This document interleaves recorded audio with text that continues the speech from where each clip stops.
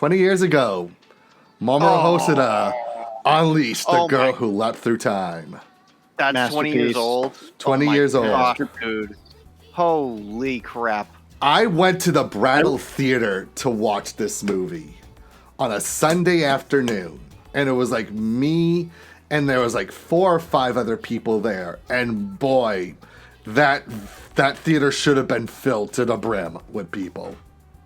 Yep. So we didn't watch it until I think it was 2008 or 2. Yeah, because I think that's when it actually came out in America. It was like almost 2 years before it made it to the States.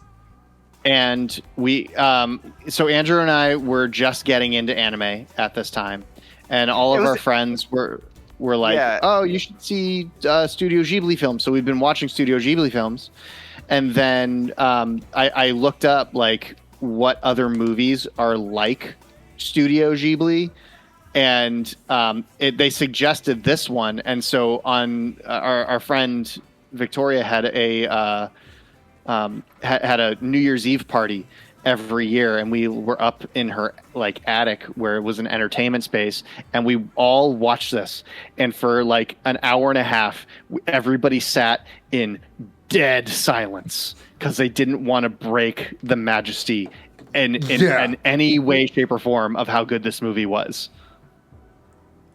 Agreed. Yeah, so good. Yes. This movie's so good. Movie's so good. And the fact that it's actually a sequel to the original novel, and it's not an adaptation of the novel, it's a sequel to the novel, because you find out that the aunt was the one who leapt through time first, back in like the 60s or 70s, or actually the 80s, rather, because of when this story takes place. Which is why what I believe is what the live action movie is. Yes, the live action movie that came out in the 80s is technically the first story, and this is the follow-up. But no, there was a live action movie that came out in like the 2010s. There was? It was a book. So the original was the book. The original was the book from the 60s.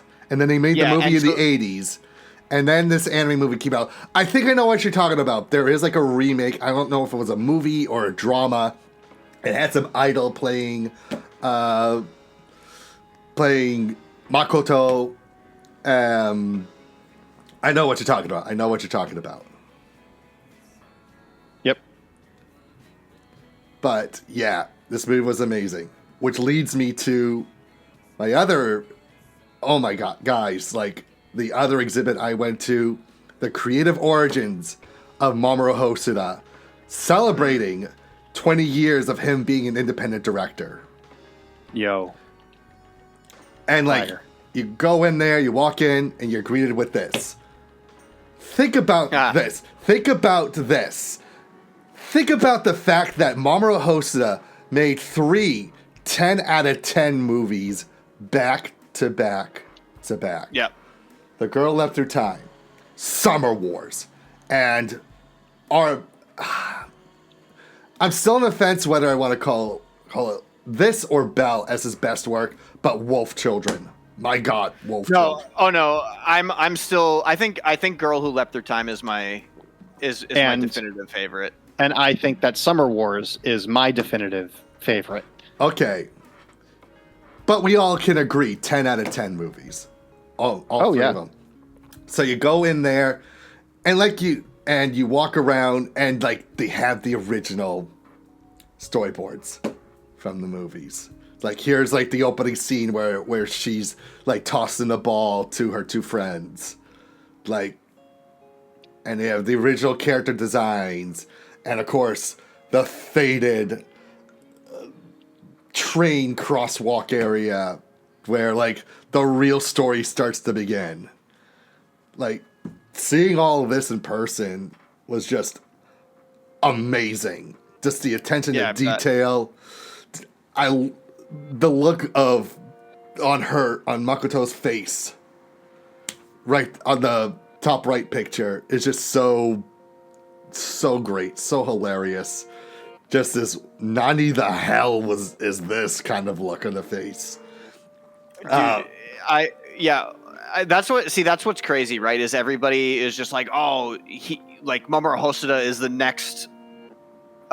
When we talked about this a lot, but he's like people saying, oh, Mamoru Hosoda is the next Hayao Miyazaki, and I'm like, nah, he's already better than Hayao Miyazaki. Like he has, like, not to say that his movies are better, but I connect with his movies on a deeper level. I agree. I think where Hayao Miyazaki is very fanciful and it is family oriented. They're both family oriented, and that's it. But this is like an older audience's family oriented to Hayao Miyazaki's children oriented. Plus Hayao Miyazaki's a bitter old man. Yeah, Hosoda is not bitter. He's a good guy. I've actually had the privilege of meeting him back in 2012 when they were showing 2013 when they were showing Wolf Children at MIT. Sheesh. Man, what magic that guy can create.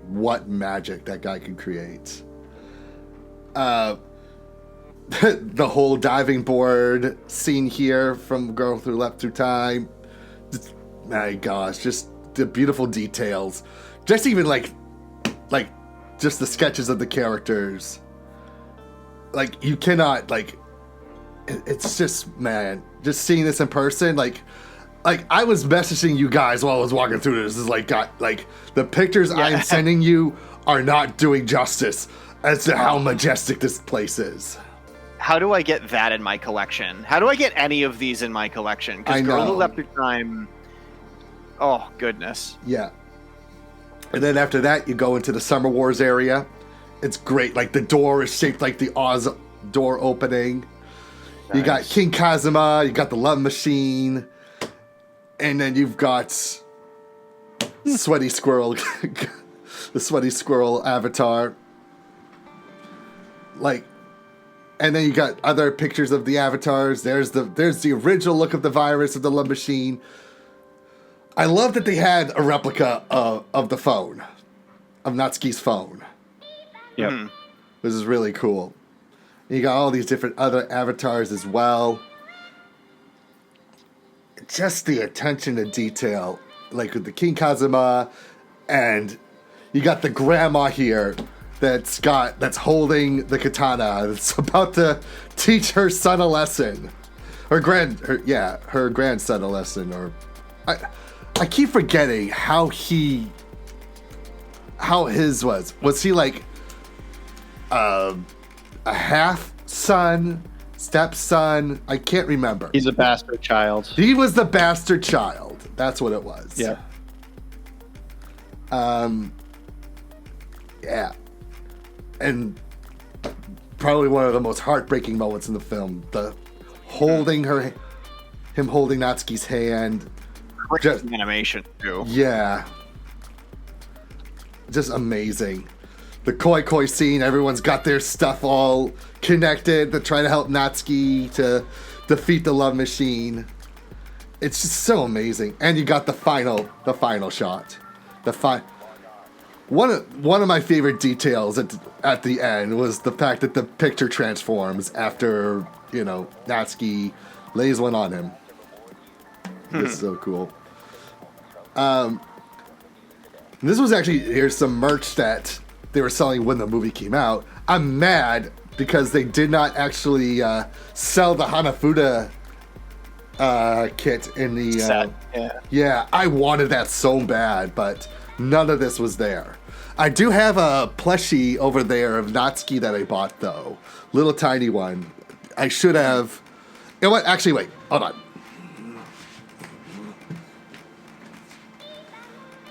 I also have something that I can discuss after this. No more making excuses. There we go. Yeah, see, there she is. Look how cute she is. Oh, super cute. Yeah, isn't this great? That's amazing. I didn't know they had those. Dude. I used to have a Figma of King Cosma, and I lost it when I moved from Florida back to Massachusetts. Oh, dude. So I have the box and the case that he was kept in, but I don't have him. So somewhere in my move, my King Cosma figure is gone. I don't know where he went. I'm really sad about it. I love King Cosma. Great character. Yeah. Yeah. Fantastic movie, too. Fantastic movie. After that, there's this whole section that's devoted to what Hosoda did when he was in college. You know, he worked mainly as an artist, doing still paintings and still drawings and sketches. They even showed, and you can't find this anywhere online, a 90-second animated film he made when he was 18 years old called One-Sided Battle. And it's like these jet fighters, like Top Gun style jet fighters, going up against like this supermassive alien monster. It was so, even at that age, he was just so imaginative and bringing something really cool to life. Nice. Yeah. And then after this section, which also actually, before I forget, also showcased some of the stuff he did for Toei Animation. So things he did for One Piece, for Magical Doremi, and the super flat monogram short he did for Louis Vuitton and Takashi Murakami. That's right. I remember that. Yeah, which felt like a precursor to Summer Wars because of a lot of the character designs and animation. Oh yeah, I can't forget about Digimon. I can't forget about the Digimon stuff that he did too. Which literally was the precursor to Summer Wars, Summer Wars was his non-licensed version of the Digimon movie. Yeah, because he said he wanted to make it his own. Yeah. He wanted to make something that was his own, and so he made Summer Wars, which is wicked cool. Yeah. And I felt like he did the same with Belle as well. It was like more of a continuation of those themes and ideas and concepts in that virtual setting. Yeah. Yeah. You guys saw Belle, correct, right? I never saw it. Dude, isn't like one of you has said that Mamoru Hosoda is your favorite director? Like, not animation. So what happened is we were all supposed to go see it together. Me, Jonathan, and our buddy Victor, and it just never worked out that way because we all love Mamoru Hosoda. So we were like, oh, we're gonna find a time to all go and do this, and then it just never happened. Gotcha. Okay. All right. So after all this, we go to argue. Yeah. I think I will still say this is my favorite. More I think about it, my favorite of his Wolf Children. Like from an emotional perspective, from storytelling perspective, the way that he really brings out these real emotions in both the drawing and in the voice acting, especially with Ami and Yuki when they're kids. Like the scene where they first move to the new house and Yuki is running around the backyard, checking everything out. Catching the mice. Catching the mice, like looking at the ants, going down the roof like a slide. Like, it really captured what a kid would do if they saw this for the very first time. Simply beautiful. Simply just stunning. And of course, you've got more of the character designs and such, and all the different drawings, and not exactly cells, but the frames for each animation.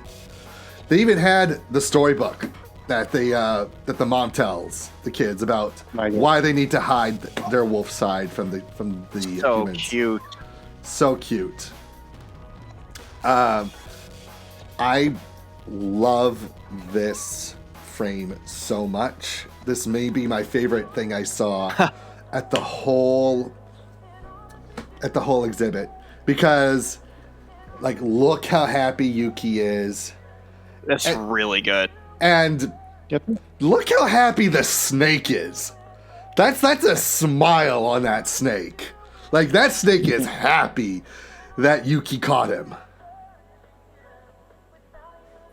That's awesome. Yeah. It's like a flork he always looks like a flork. Oh, geez, you caught me. And of course, probably the most iconic scene in the film, them running in the snow. To this date, I think that is still the most beautiful piece of animation I have ever seen in my life. Where it's the Hana, Ami, Yuki running in the snow. It's just, and in this exhibition, they were showing it on the big screen, this scene. And they were cutting back and forth between the pencil tests and the final product. And like, even in the pencil tests, they just captured so much of this beauty. That's sick. Yeah. So these are these are like areas that Hosoda like were scouting for inspiration for the forests and the home setting, and like he did his homework. Like he absolutely did his homework with this movie.